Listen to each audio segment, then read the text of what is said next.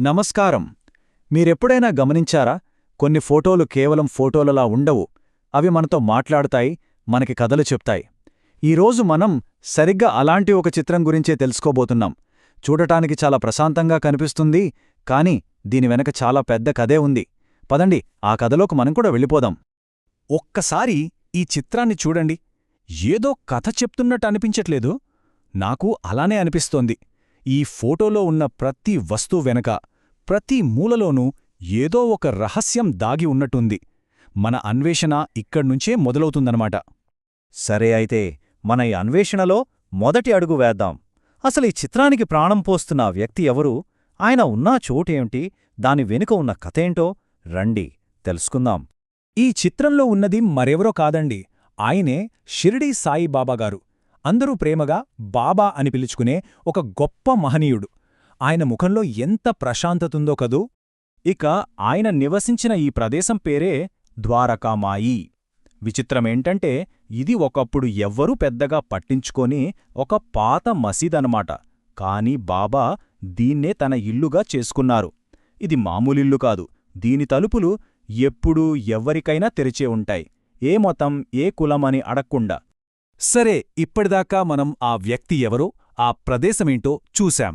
ఇప్పుడు మనం ఇంకాస్త లోపలికి వెళదాం. ఈ చిత్రంలో మన కంటికి కనిపించే చిన్న చిన్న విషయాలు ఆయన జీవితం గురించి మనకు పెద్ద పెద్ద కథలు చెప్తాయి. అవేంటో గమనిద్దాం పదండి. మళ్ళీ ఒక్కసారి చిత్రాన్ని జాగ్రత్తగా చూడండి. ఇప్పుడు మనం కాసేపు డిటెక్టివ్లైపోదాం. ఎందుకంటే ఈ చిత్రంలో ఆయన జీవితం ఎలా ఉండేదో చెప్పడానికి కొన్ని ఆధారాలున్నాయి. వాటిని కనిపెడదామా? చూశారా? ఇక్కడ ఉన్న ప్రతి వస్తువు మనకొక కథ చెప్తోంది. ఆయన వేసుకున్న బట్టలు చూడండి, అవి పట్టు వస్త్రాలు కావు, ఒక మామూలు చిరిగిన కఫని. ఆయన కూర్చున్నదేమైనా సింహాసనమా? కాదు, ఒక గోనె సంచి. ఇక పక్కన ఉన్నది బంగారు పాత్ర కాదు, ఒక మట్టికుండ. ఇవన్నీ మనకేం చెప్తున్నాయి? ఆయన జీవితం ఎంత సింపుల్గా, ఎంత నిరాడంబరంగా ఉండేదో కదా. ఇప్పుడు ఈ పోలిక చూడండి, ఎంత తేడా ఉందో. ఓవైపు రాజుల జీవితం అంటే విందులు, వినోదాలు, ఖరీదైన బట్టలు, బంగారం. మరోవైపు బాబా జీవితం చాలా సాదాసీదా ఆహారం, మాసిన బట్టలు. మరి బాబాగారి సంపదేంటి?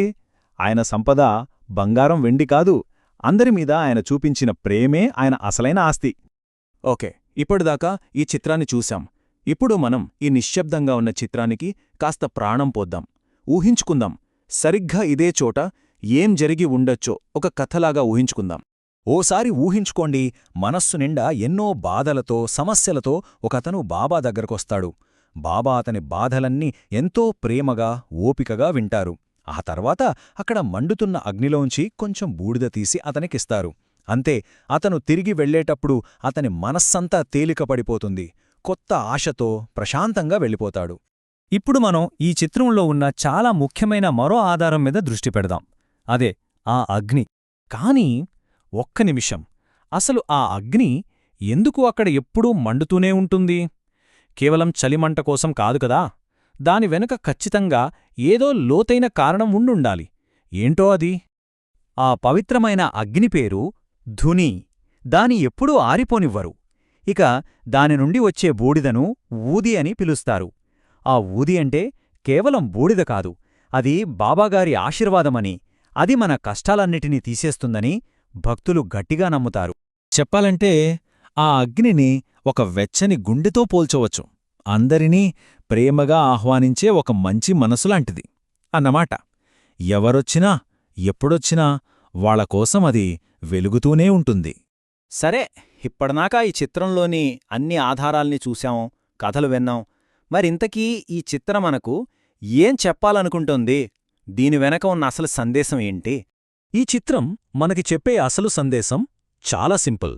నిజమైన ఆనందం ఖరీదైన వస్తువుల్లో ఉండదు. అది ఇతరుల మీద దయచూపడంలో, కష్టమైన సమయాల్లో ఓపికగా ఉండడంలో, అందర్నీ ప్రేమించడంలో ఉంటుంది. బాబాగారు తన సాదాసీదా జీవితం ద్వారా మనకు చూపించిన దారి ఇదే. ఆయనెప్పుడు చెప్పే ఒకే ఒక్క గొప్ప మాట సబ్కా మాలిక్ ఏక్, అంటే అందరి యజమాని ఒక్కడే, మనమందరం వేర్వేరు కాదని, మనందర్నీ నడిపించే శక్తి ఒక్కటేనని దీని అర్థం. చూశారుగా, ఈ ఒక్క చిత్రం మనకు ప్రేమ, దయ, ఓపిక గురించి ఎంత నేర్పిందో.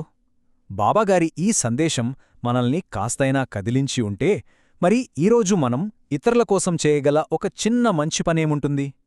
బహుశా అది ఒక చిన్న చిరునవ్వు కావచ్చు, లేదా అవసరంలో ఉన్నవారికి చేసే చిన్న సాయం కావచ్చు. ఒక్క క్షణం ఆలోచిద్దాం, ఏమంటారు?